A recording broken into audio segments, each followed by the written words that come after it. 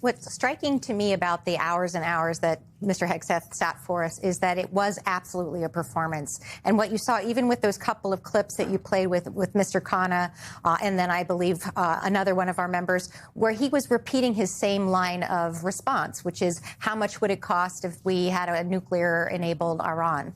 You know, people get tired of that. People sense out that this is a guy who just has a lot of lines that he's throwing out at us, and he's never answering the question directly.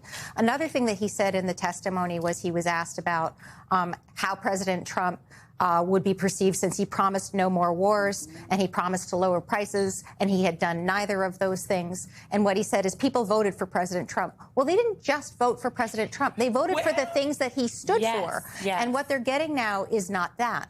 And so I think it was not a very good day for Mr. Hegseth. And I'm sorry to say that I helped participate in his very bad day.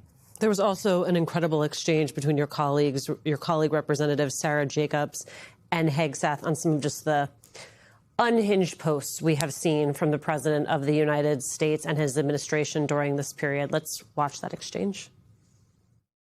So how do I explain to my constituents that while they are in harm's way, their commander-in-chief is posting these unhinged posts? How did you explain to your constituents what happened on October 7th, or what happened in Afghanistan? How can I explain this next post to my constituents? I'm Jewish, so this doesn't really bother me, but my understanding is that this is quite offensive to many Christians. So how do you explain this post? I'm not here to explain posts. We have an incredible commander-in-chief. Look, on some level, none of this is surprising, because you haven't had a single member of this cabinet come in and testify before Congress and be willing to do anything other than carry the president's water, defend the president's policy, play for an audience of one.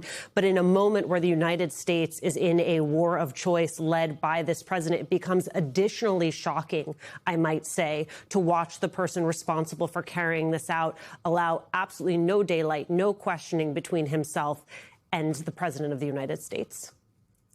Yeah, I think it's enormously disappointing to hear his response, Secretary Hegseth's response to that. Ms. Jacobs represents San Diego, which has a very, very huge population of Navy members as well as their families. I represent a community that's almost equally divided, Democrat and Republican and independent, 40-40-20. And every time that he's tweeted, the president's tweeted those pictures, those images, or threatened the annihilation of a civilization, I can guarantee you that both Ms. Jacobs and my phones have been ringing off the hook with people who are just alarmed. And it's not an unfair question that the Secretary of Defense should have to answer to. Is the commander-in-chief capable and able and qualified at this point in time to continue to be the commander-in-chief? And he, of course, Secretary Hegseth, evaded that question. You know, what struck me today about this hearing, and Simone, you really kind of put your finger on it in talking about how Hegseth came off to the rest of the country, right? Folks just sitting around watching it at lunchtime or whatever. Came off like a word I can't say on television, but like, yeah, it's like, oh. Yeah, very much like that word. And what struck me was, here's a guy who's playing a role. He's playing the role of a Secretary of Defense. He's not a real Secretary of Defense. I'm going to honor the man's military service. I didn't serve. He did. God, I'll give him props on that all day long. But this role is not built for him. I'm going to tell you, I served. My father did. My grandfather did. My brother did. My cousins currently do. This is not a Secretary of Defense. Right, this exactly. Man is absolutely playing one on TV. And you could tell it from the beginning. He opened his mouth in his opening words where he tried to throw literal party politics into his opening statement to try to separate Democrats from Republicans in the conversation is literally not what a Secretary of Defense is supposed to do. He's supposed to remain above the fray. He's supposed to serve and honor every single person who wears that uniform. And he, out the gate, separated us from one another as Americans. And I think that becomes disqualifying. Yeah, that becomes particularly important when you're in the middle of a war. You've lost 13 members of the armed forces. And I'll say again, and we'll continue to say it, without proper acknowledgement and recognition by the President of the United States. The disrespect shown at Dover when the bodies came home by wearing a baseball cap with "Make America Great Again" on it.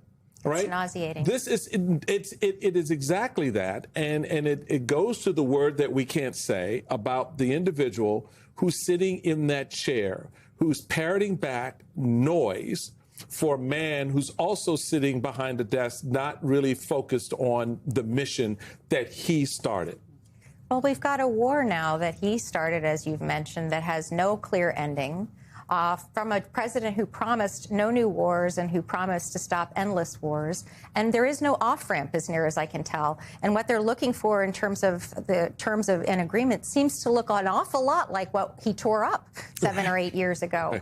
And the idea that we're going to negotiate with people who have no pain threshold, they have an enormous tolerance for pain, the Iranian administration and regime does. We're in it for a long haul here. And Mr. Secretary Hegseth, did not respond with any sort of clear boundaries of how many days, how many months, how many years are we interested in doing this for? How many billions of dollars?